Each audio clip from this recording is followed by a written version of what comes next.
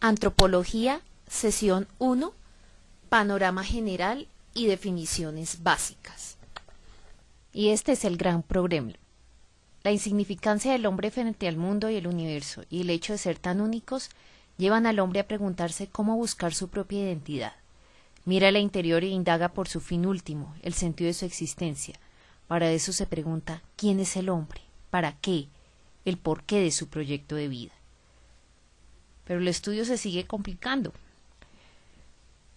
porque si observamos cualquier otro objeto de estudio, por ejemplo este animal que vemos, un gatico, podríamos describirlo fácilmente porque él es nuestro objeto de estudio. Podríamos decir que es un felino, que tiene 4 patas, los ojos, qué forma de pelo tiene, y es fácil de describir. También podemos describirlo desde el punto de vista de su comportamiento. Pero cuando miramos al hombre, las cosas cambian. ¿Por qué? Porque nuestro objeto de estudio es a la vez objeto y sujeto de estudio. Tenemos aquí a Carlitos, el amiguito de Mafalda, dice: el problema es que adicional a que el hombre es una realidad muy compleja de estudiar, surge una dificultad que no puede ignorarse, y es que el mismo hombre es a la vez objeto y sujeto de estudio, de ahí que sean muchas las especulaciones que se puedan sugerir al respecto. Cada quien tendrá su propio sesgo al tratar de definir al hombre. El que tiene una perspectiva biológica lo definirá en términos biológicos, el que lo tiene en términos psicológicos en términos psicológicos. Por eso durante toda la historia el hombre no se ha logrado poner de acuerdo en una definición única acerca de quién es. En todo el planeta hay muchas definiciones.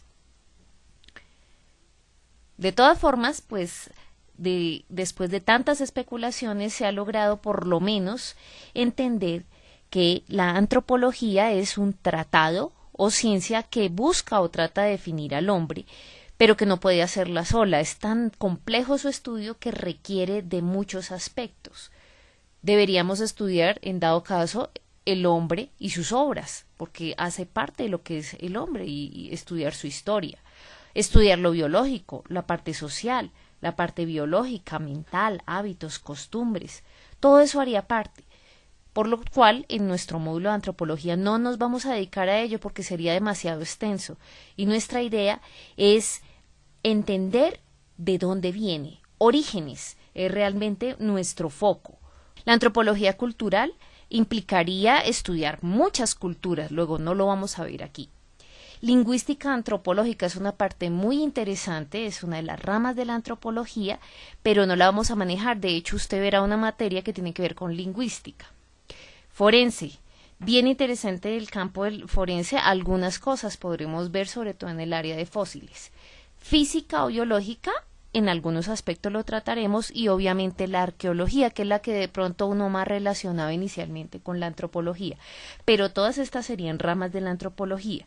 Recuerde que la perspectiva de este curso no es que usted salga antropólogo, sino que tenga algunas herramientas básicas para defender su fe, para afianzarse en todo lo que respecta a sus orígenes, tener más argumentos al respecto. Antes de entrar ya en las definiciones básicas, quiero que tengamos en cuenta durante todo este ciclo de sesiones un versículo muy especial. Deuteronomio 29:29 en su parte A dice: lo secreto le pertenece al Señor nuestro Dios, pero lo revelado nos pertenece a nosotros. Lo revelado nos pertenece a nosotros y es deber de nosotros estudiarlo, y será lo que vamos a trabajar durante todo el desarrollo de la materia en los foros. Lo secreto solo le pertenece al Señor. Nadie estaba con la filmadora, no podemos decir sí, yo sé, no.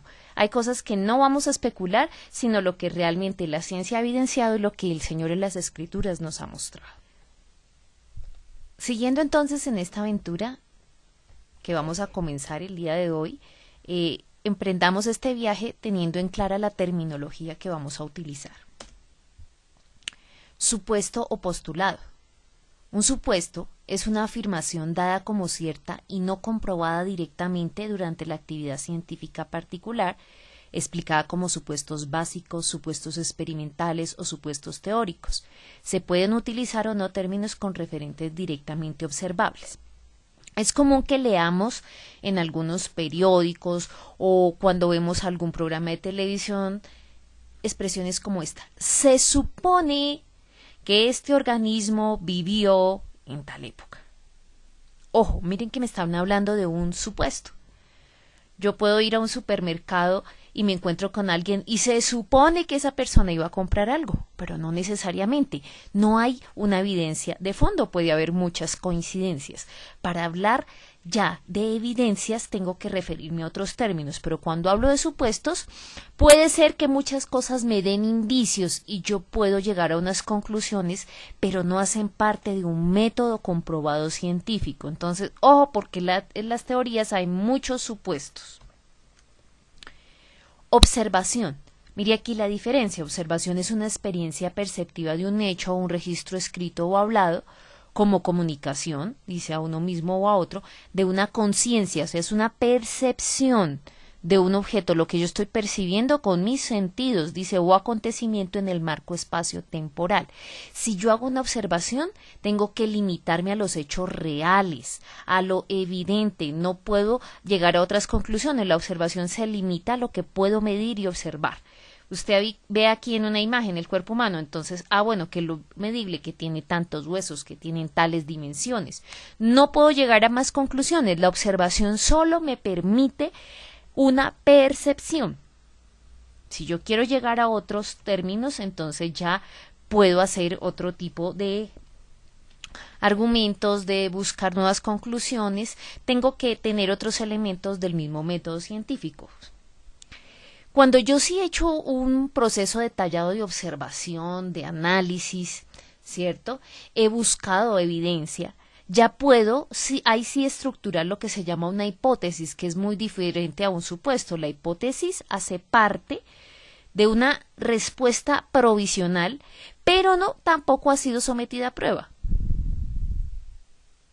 Puede ser la respuesta a mi problema, ¿cierto? Una hipótesis se expresa de una manera muy apropiada, dice como una afirmación declarativa en forma adecuada para un ensayo. Entonces, yo consideraría tal o tal conclusión. Es muy común en áreas de la salud, por lo menos, que se estudie tratando de entender qué factores de riesgo inducen algún tipo de enfermedad. Ese tipo de cosas las podemos manejar, claro. Entonces yo miro y trato de buscar si hay o no una relación, pero una hipótesis no necesariamente quiere decir que sea cierta hasta que no haya una comprobación. Ley científica. Ley científica es una generalización repetidamente ensayada y bien sustentada, o generalización comprobada de evidente aplicación, óigase, universal. Es referente a un cierto conjunto de hechos, implica un nivel de explicación científica entre la descripción y la teoría científica. Las leyes siempre se cumplen, por lo menos en este planeta. La más conocida, usted recordará, la ley de la gravedad. Siempre que yo deje caer un objeto, él caerá a menos de que haya otra ley adicional, externa o algún evento que le impida cumplir lo que normalmente haría en todo momento. Hay otras leyes que las vamos a ir viendo en nuestra materia, pero las leyes siempre se comprueban. Qué curioso que no hablamos de la ley de la evolución, sino de una teoría. ¿Por qué? Porque no es repetidamente ensayada, no ha sido bien sustentada y no ha sido comprobada y no es de aplicación universal. Otros términos bien interesantes, cosmología. ¿Recuerdan que íbamos a hablar tanto del universo, del planeta y del individuo? Bueno, la cosmología o estudio del cosmos, dice, es el estudio de la naturaleza del universo mediante la utilización de instrumentos y tecnología para la descripción de los aspectos del universo físico observable. Como usted entenderá, en nuestra clase no nos vamos a dedicar a hacer cosmología. No le va a preguntar a usted ni nos vamos a dedicar que si es Plutón o no es un planeta, que si da vueltas alrededor del Sol o no, que si tiene estrellas. No, eso hace parte de la también llamada astronomía. Astronomía, no astrología, ¿cierto? Entonces la cosmología es uno de los elementos, estudiar el universo desde su punto de vista físico, cómo funciona, qué hay, qué me encuentro. La que sí vamos a tratar en nuestra materia es la cosmogonía. Le recuerdo, cosmogonía. ¿Qué es una cosmogonía? Es una lista de ideas o formulaciones centradas en el origen y generación del universo. Entonces mire que también está estudiando el universo, pero lo está partiendo es de sus orígenes, busca mirar cuáles son los posibles orígenes. Estas pautas conceptuales o modelos no tienen la calificación de teorías científicas, por cuanto en el campo de los orígenes no son posibles las observaciones previas ni las predicciones susceptibles de falsación. Entonces mire que son ideas o formulaciones que ni siquiera todavía tienen el aval de ser totalmente científicas. Aquí hay mucha especulación. Nadie, le repito, tenía la filmadora para decir en este momento se genera el universo y para que tenga todos los detalles del mismo. Aunque muchos quieran tener la patente, realmente solo Dios sabe cómo fue el inicio del universo. Cientismo o cientifismo. Es la creencia de que el único conocimiento válido y digno de crédito es el que se obtiene por medio del proceso científico, o la creencia de que la ciencia puede ser utilizada para conseguir las respuestas a todos los problemas humanos. Es un poquito tomasino el asunto, hasta no ver, no creer, y entonces solo lo que es evidencia, lo que puedo palpar, tocar, oír y que mis sentidos pueden percibir, a eso es lo válido. ¿Y el resto? Las matemáticas saldrían incluso de ese campo, porque yo no puedo palpar los números, ¿cierto? Pero bueno, esa es una concepción, es más bien, para decirlo en términos más conocidos para nosotros, la ciencia como Dios. Eso es el cientifismo. Hay dos conceptos adicionales que son los que más vamos a manejar en nuestra clase, y son naturalismo y teísmo. Quiero que los detallemos en forma muy clara y pongan mucha atención.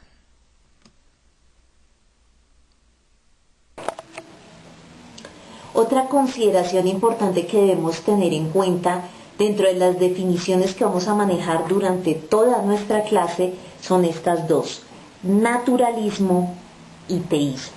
Quiero que las tengan muy en cuenta, ya que durante todo el transcurso de nuestro módulo utilizaremos estos dos términos. Naturalismo. ¿Qué es el naturalismo? El naturalismo es creer que las causas naturales en sí son suficientes para explicar todo lo que existe.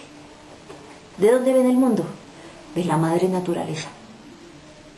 Ella es suficiente para explicar todo lo que existe. O sea que la naturaleza crea el universo de la nada. Aquí no hay un Dios, es la naturaleza la que se crea a sí misma. La vida surge como una coalición de átomos que evolucionan en un momento dado. Es esa concepción donde todo es espacial, todo es temporal, lo que yo no puedo tocar simplemente no existe, donde hay un punto de vista bastante determinista en donde todo se basa en esa relación causa-efecto. Causa-efecto. Aquí está el efecto. Tengo un universo. Pero todo debe tener una causa. ¿Cierto? Entonces, sí, tiene esta causa, pero las causas siempre van a ser físicas. No hay un reconocimiento de que este mundo físico haya sido creado por algo no físico. Esa es la concepción naturalista. La misma naturaleza se explica a sí misma. Las leyes naturales, ellas por sí mismas se dieron como, pues no con un fin determinado, sino por azar, por casualidad. La ley de la gravedad, por casualidad. Esa es la concepción naturalista. La naturaleza formó el planeta. Ojo con lo que estamos diciendo, que la naturaleza formó el planeta con capacidad para la vida. Estamos dando esa concepción de vida a lo que no es espiritual, sino exactamente a la naturaleza física. La naturaleza operó por el mecanismo darwinista para transformar por evolución y producir formas de vida complejas. Entonces tengo unas formas de vida simples que por todo un mecanismo de evolución se convierten en formas complejas y de ahí surge el ser humano. Esa es la concepción naturalista o evolucionista también, que muchas veces desde las mismas aulas escolares nos enseñaron, ¿cierto? Dice que el naturalismo es científico. En nuestro módulo de antropología nos daremos cuenta que tanto de esto no hay. Una cosa es la naturaleza y otra el naturalismo. Estamos hablando de un reduccionismo. de las cosas naturales, considerarlas absolutas como Dios. Dice, el naturalismo puede presentarse como ciencia, arguyendo cifras, hechos, valores, pero no es ciencia. Ojo, no es ciencia, es una filosofía, incluso podría decirse que hasta una religión. Eso es naturalismo. Si por un lado teníamos una concepción naturalista, donde la naturaleza es Dios, la contraposición o la versión contraria u otra visión sería sobrenaturalismo. Una cosa es lo natural y otra lo sobrenatural. En ese orden de ideas nosotros seríamos sobrenaturalistas. Más sin embargo, para efectos de nuestra clase vamos a conocer otro término que lo vamos a usar de manera más bien continua durante todo el transcurso del módulo. ¿Por qué? Porque cuando hablamos de sobrenaturalismo estamos hablando de que, listo, esta realidad, esto que yo tengo aquí, depende de algo que va más allá o que está por encima de la naturaleza. Eso encaja perfecto con la concepción de nuestro Dios. Pero no todos los que hablan de sobrenaturalismo hacen la concepción de nuestro Dios Padre Todopoderoso como lo conocemos nosotros los creyentes. Resulta que hay muchos que dicen que esto que tenemos aquí puede ser por otro tipo de causas sobrenaturales. Incluso consideran los extraterrestres, por ejemplo. Otras formas, arquitectos universales, una cantidad de conceptos filosóficos que no hacen justicia al Dios que nosotros conocemos, a un Dios trascendente. Por eso, aunque somos sobrenaturalistas, preferimos utilizar un término un poco más concreto, que es el que vamos a manejar en toda nuestra clase, y espero que lo aprendan muy bien, que es el teísmo. Teos. ¿Qué es el teísmo? Es creer que hay un Dios trascendente que creó el universo. Aquí le ponemos nombre y apellido. Nuestro Dios Padre Celestial es quien creó el universo. ¿Ve por qué hago la distinción de que no solo sobrenaturalistas, no, le ponemos nombre y apellido, somos teístas, creemos que es Dios Todopoderoso? Todo comienza con una acción deliberada por parte de un ser personal. Mire la diferencia con la naturaleza. No es que la naturaleza hace o decide, no, aquí estamos hablando de las cualidades de persona que tiene nuestro Dios trascendente, que ha existido desde la eternidad y que tiene un carácter de persona. ¿Qué hacemos las personas cuando creamos cosas, cuando desarrollamos? Primero tomamos decisiones.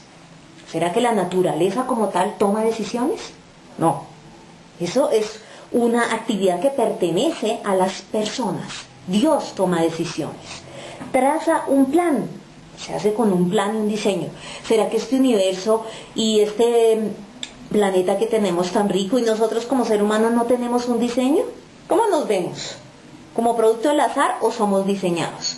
Entonces sí hay un plan. Hay un diseño, hay una forma lógica e inteligente en la que se han dado las cosas. Por eso mire que estos dos conceptos los tenemos que tener muy claros. Se lo repito, naturalismo, creer que las causas naturales son suficientes para explicar todo lo que existe. Teísmo es creer que hay un Dios trascendente que creó el universo. Y uno diría, bueno, no, ya quedaron definidas las cosas. ¿Y la ciencia? La ciencia es neutra. La ciencia lo que trata de mostrar es la evidencia de las cosas físicas. Y por eso nos han tratado de confundir haciéndonos creer. Entonces, ¿el naturalismo es ciencia? No. Mire que son dos posturas. Las dos podrían catalogarse como posturas incluso algo filosóficas. Espero no me malinterprete. ¿Por qué? ¿Podré probar la existencia de Dios a través de la ciencia? No. No puedo meter a Dios en un tubo de ensayo, no sería Dios. ¿Pero se puede probar a través de la ciencia todo el mecanismo evolucionista? Tampoco. Dos posturas filosóficas que vamos a tratar durante toda nuestra clase y vamos a entender cómo la ciencia, que realmente es ciencia, aporta evidencia a nuestra postura filosófica, mas no está tan acorde como creíamos con la postura filosófica evolucionista, para que dejemos las cosas en claro. Sigamos adelante. Entonces, mire, recuérdelo, naturalismo y teísmo. Naturalismo, creer que las causas naturales en sí son suficientes para explicar todo lo que existe. Y teísmo, creer que hay un Dios trascendente que creó el universo. Espero que haya quedado suficientemente claro.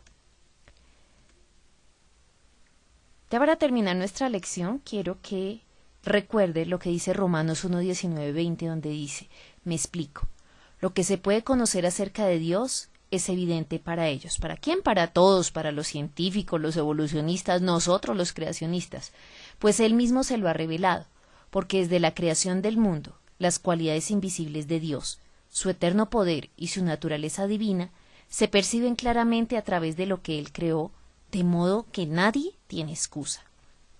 Nadie tiene excusa. La misma creación habla de Dios mismo.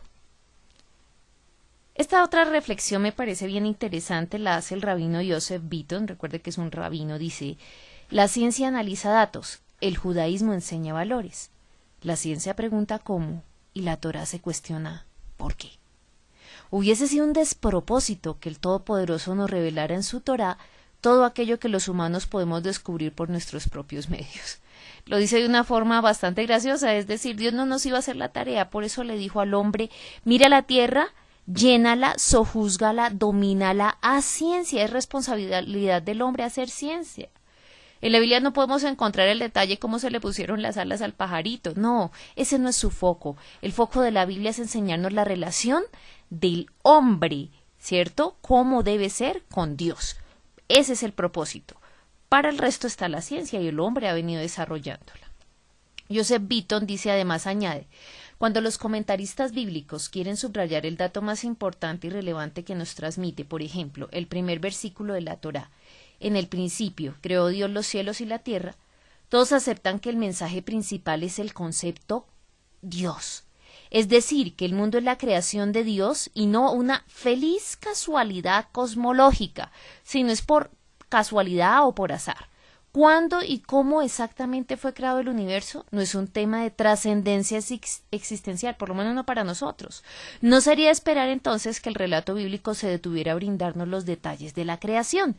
Simplemente no es el foco de su interés.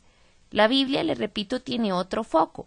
Sin embargo, mire cómo añade él, dice, no obstante, uno no puede dejar de asombrarse ante las fascinantes semejanzas entre el brevísimo relato, sí es muy breve, muy pocos versículos, muy pocos capítulos, el brevísimo relato bíblico de la creación y las teorías modernas de la cosmogonía, ¿cierto? Lo cual no implica que Génesis pueda ser leído como un libro de texto científico, pero sí quiere decir que la explicación científica es compatible con el texto bíblico. Es decir, la ciencia no está en contra de lo que los escritores bíblicos han dicho. Más aún, como dice el profesor Avieser, la ciencia moderna nos ha brindado una oportunidad única para descubrir nuevos y más profundos insights, esas interiorizaciones, en numerosos pasajes bíblicos que de otro modo parecen enigmáticos, o sea, nos ayudas a comprender. Lejos de ser antagonista de la Torá, la ciencia se ha convertido en un instrumento importante para su comprensión. Por último, vamos a tener una asignación extra clase, es una lectura que espero que usted haga de una manera muy juiciosa, se llama La Edad del Universo, del autor Gerald Schroeder, donde puede encontrar la lectura en esta página www.judaismohoy.com. Le voy a dar las indicaciones, usted coloca judaismohoy.com y encontrará esta página, es una página judía, hay que leerla con cuidado, hay cosas interesantes, otras no, recuerde que todo debemos filtrarlo. Usted selecciona el ítem que dice Torá y ciencia, aparecerá esta pantalla donde usted encontrará muchos artículos muy interesantes. Quiero que lea La Edad del Universo. Al darle clic allí, nuevamente aparece la edad, la versión para imprimir o puede enviarla a su mail, el cual usted entregará un pequeño trabajo.